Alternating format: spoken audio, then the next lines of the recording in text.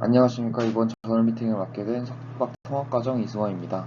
제가 발표할 주제는 뇌졸중 후 운동 회복의 신경 가소성과 기능적 네트워크 재조직입니다.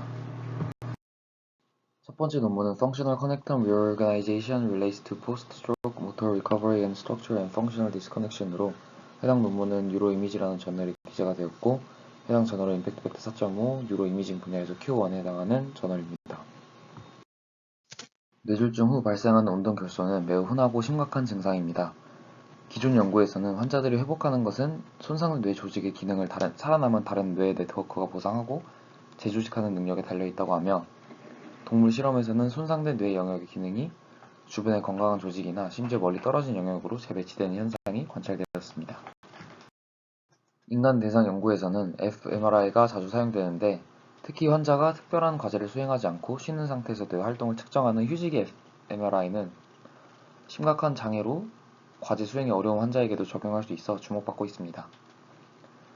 하지만 현재까지 휴식의 fMRI를 사용해 뇌졸중 후 시간이 지남에 따라 네트워크가 어떻게 변하는지 추적한 연구는 드물고 대부분의 연구는 대뇌 뇌졸중에 집중했지만 뇌간 뇌졸중에 초점을 맞춘 연구는 없었다고 합니다. 대뇌 뇌졸중과 뇌간 뇌졸중은 회복 메커니즘이 다를 수 있고 병변으로 인한 물리적 신경망 손상이 기능적 재배치와 어떤 관련이 있는지 깊이 다뤄지지 않았다고 합니다. 해당 연구에서는 뇌졸중으로 인해 구조적 기능적으로 손상이 심한 뇌 영역일수록 기능적 재조직이 더 자주 일어날 것이고 초기에 장애가 더 심한 환자일수록 아급성기에 더 많은 기능적 재배치가 일어나고 초기 재조직 정도가 장기적인 회복과 관련이 있고 시간에 따른 재조직의 빈도가 해당 기간의 운동 기능 향상과 관련이 있을 것이라고 가설을 세우고 연구를 진행했습니다. 23명의 고립 뇌간 병변 뇌졸중 환자와 24명의 대조군이 모집되었습니다. 6달 동안 뇌졸중 발병 직후 7일, 14일, 30일, 90일, 180일 동안 데이터가 모집되었고 MRI와 fMRI 데이터를 수집했습니다. MRI는 뇌 해부학적 구조를 보고 전문가가 직접 뇌졸중 병변의 위치와 크기를 그리는 데 사용했고 fMRI는 각 방문일마다 6분의 휴식 상태를 2번에서 4번 정도 측정해 이후 기능적 연결 분석에 사용했습니다. 운동 기능 점수는 푸글마이어를 평가했고 방문일마다 측정해 0에서 100 스케일로 정교화했습니다.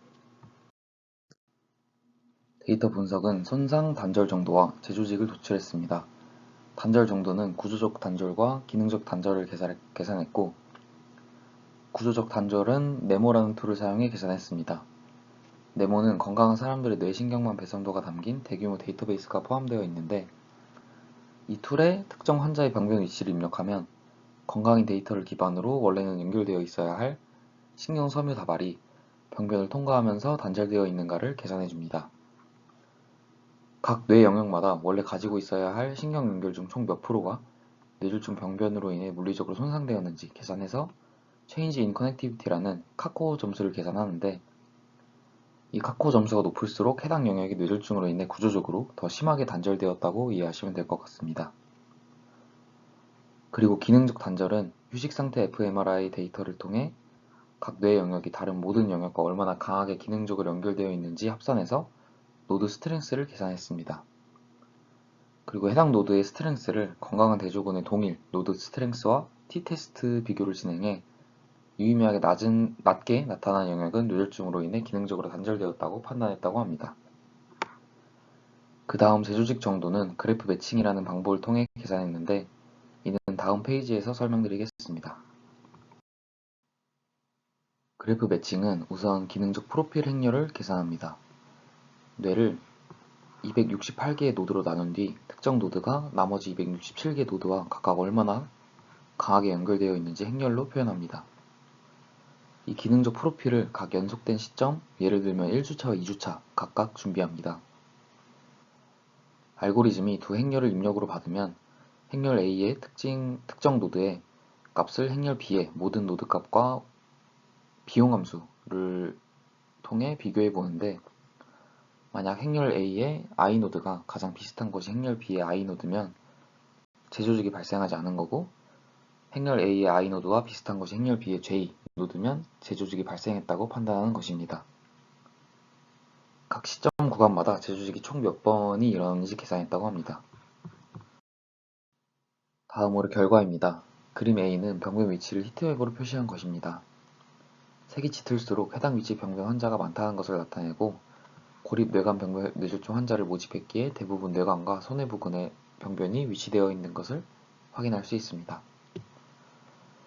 그림 B는 세션간 푸글마이어 점수 추이를 나타내고 밝을수록 높은 운동 기능을 나타냅니다.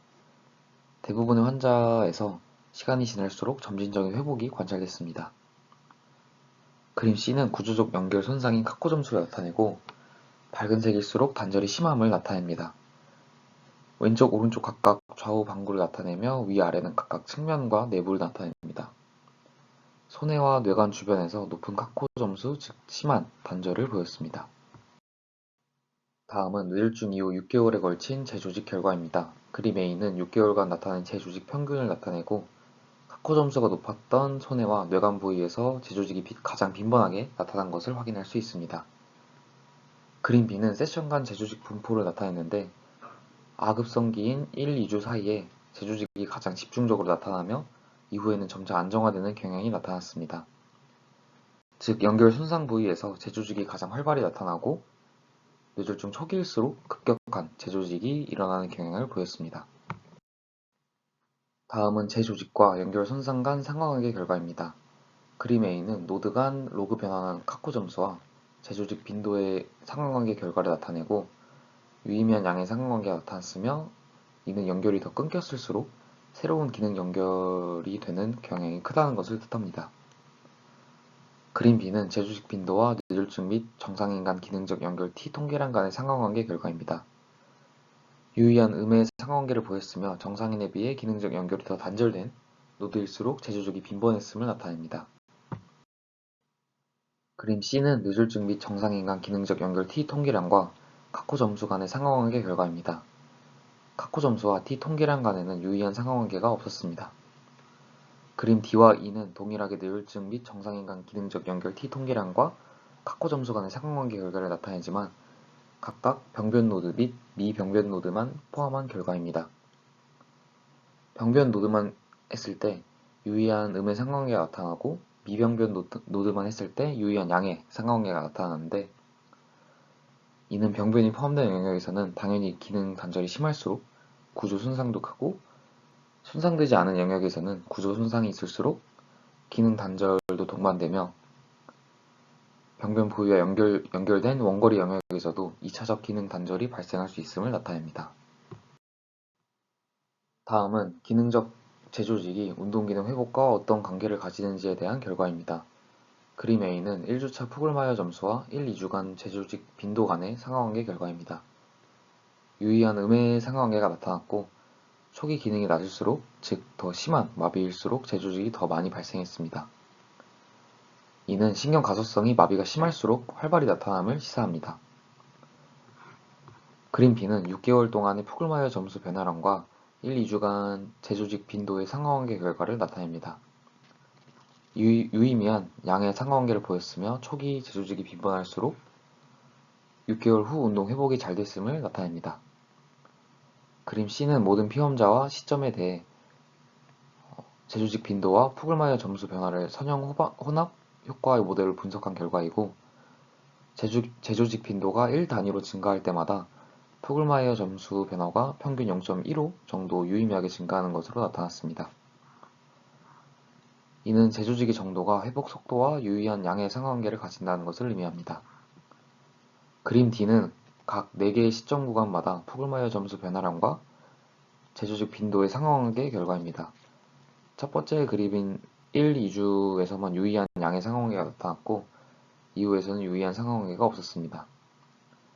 이는 초기에만 재조직과 운동 회복 간 양의 상관관계가 있고 이후에는 네트워크가 안정돼서 회복과 직접적 관련이 줄어드는 것을 나타냅니다. 마지막으로 결론입니다. 해당 연구는 그래프 매칭 기반의 새로운 기능적 커넥텀 재조직화 지표를 제안하고 이를 뇌졸중 환자의 장기 추적 MRI 데이터에 적용했습니다. 재조직은 모든 피험자에서 관찰되었으며 특히 피지라 손해 네트워크에서 두드러지게 나타났습니다. 구조적 기능적 단절이 큰 영역일수록 재조직 빈도가 높았으며 이는 손상 보상과 신경 가속성이 관련되어 있음을 나타냅니다. 초기 재조직이 많을수록 장기 운동 회복이 우수했으며 재조직 빈도는 회복량에 유의한 예측인자로 작용했습니다. 이러한 결과는 뇌졸중 후 기능 연결망의 재배선이 회복 과정의 핵심 생체 지표임을 시사하고, 따라서 본 연구의 재조직 프레임워크는 향후 뇌졸중 예후 평가 및 신경 재활 모니터링의 새로운 정량적 도구로 활용될 수 있다고 저자는 주장합니다. 본 연구에서 아쉬운 점은 해당 저자도 말하는 부분이지만 표본 수가 적다는 것과 연구 도중에 재활 치료 여부 등의 정보가 수집되지 않은 점입니다. 추후에 충분한 수의 표본을 모집하고 추가적인 재활 정보를 수집하면 더 좋은 연구가 될 것 같습니다.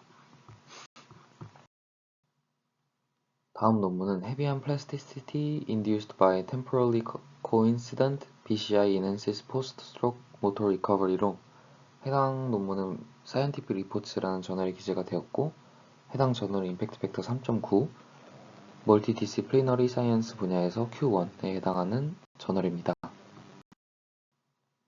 뇌졸중 후 운동 회복에는 뇌의 신경 가속성이 핵심 역할을 합니다. 해당 원리는 함께 활성화되는 뉴런은 서로 연결된다는 개념인 헤비한 학습에 기반하며 환자가 움직이려는 의도와 실제 움직임이 정확한 타이밍에 반복적으로 발생하면 이 두 경로 사이의 신경 연결성이 강화될 수 있습니다.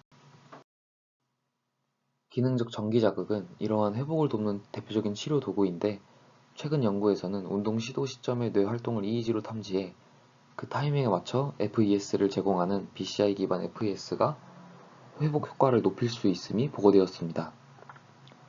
즉, 뇌의 운동 시도 신호와 전기 자극을 정밀하게 동기화함으로써 헤비한 학습을 강화할 수 있는 것입니다. 하지만 실제로 해당 치료 효과가 단순히 FES 자극에 의한 것인지 아니면 헤비한 학습에 의한 것인지는 입증된 바가 없습니다. 본 연구에서는 이러한 BCI FES의 중재를 통해 EEG와 EMG 사이의 기능적 결합이 개선될 수 있는지 탐색하고, 환자군에서 이러한 효과가 실제 운동 회복으로 이어질 수 있는지를 비교해 뇌졸중 후 운동 회복의 신경 생리학적 메커니즘을 보다 깊이 이해하고자 했습니다. 총 32명의 급성기 및 아급성기 뇌졸중 환자가 실험에 참가했습니다.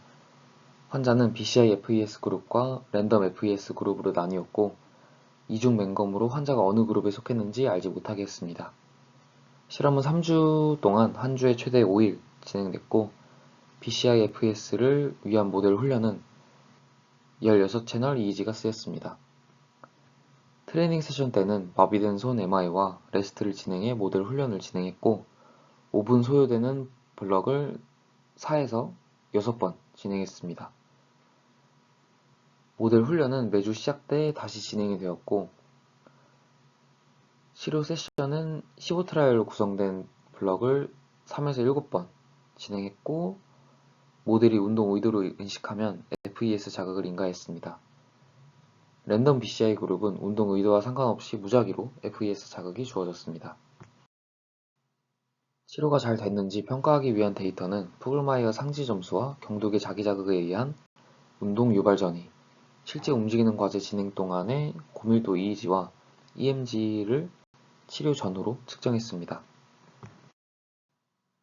32명의 피험자 중 12명이 재활 프로그램을 끝까지 수행하지 못해서 탈락했고, 남은 20명은 각각 10명씩 정상 FES 그룹과 랜덤 FES 그룹으로 나뉘었습니다. 이후 분석에서는 비우세손 병변으로 맞추기 위해 6명씩의 데이터만 사용되었다고 합니다.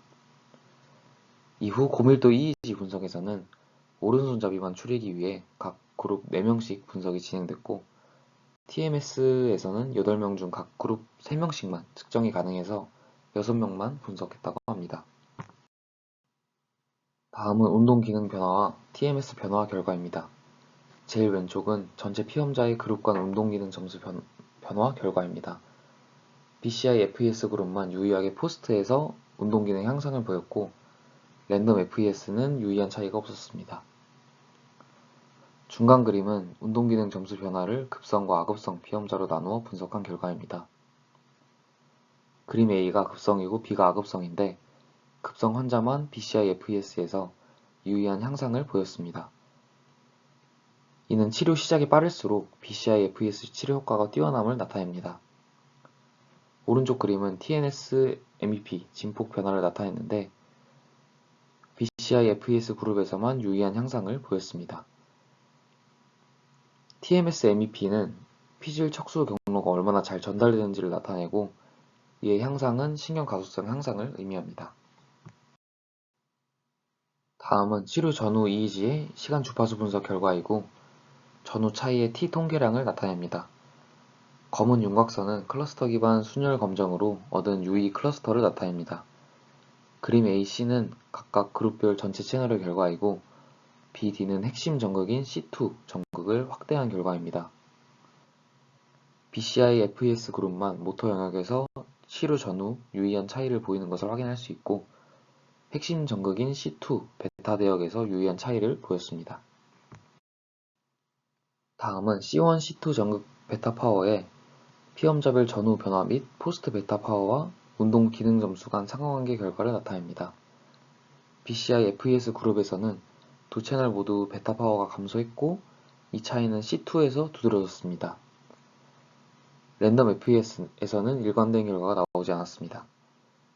상관관계는 BCI-FES 그룹에서 C2 전극만 유의한 상관관계가 도출됐습니다.